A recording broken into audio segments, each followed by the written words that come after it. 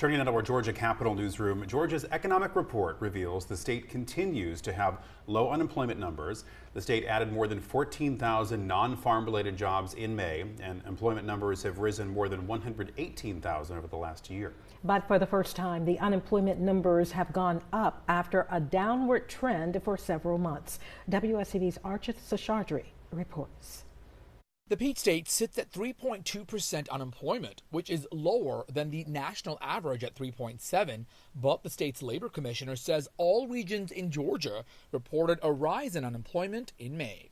Last year at this time, the state's unemployment rate sat at 2.9%.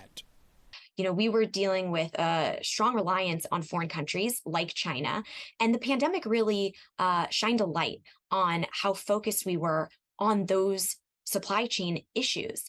And what we've done is strengthen our supply chains here at home. And that's so important because we're making more of the goods we need here. Everything from technological items like semiconductor chips, medications that we need here at home. The labor commissioner says the state continues to prioritize new jobs in the agriculture and electric vehicle sectors. An industry that I think kind of goes hand in hand with that. It's a different kind of power we're looking for, solar and electric cars, right? We're moving away from some of the fossil fuel type stuff, and that's really where our state has been focused, and I think we're poised to be the #1 state when it comes to that moving forward. The commissioner says while 1 month is not a trend, the administration is looking at the labor market to identify new developments, the labor force, and the state's overall economy, and also have lawmakers fund rural internet and make housing more affordable.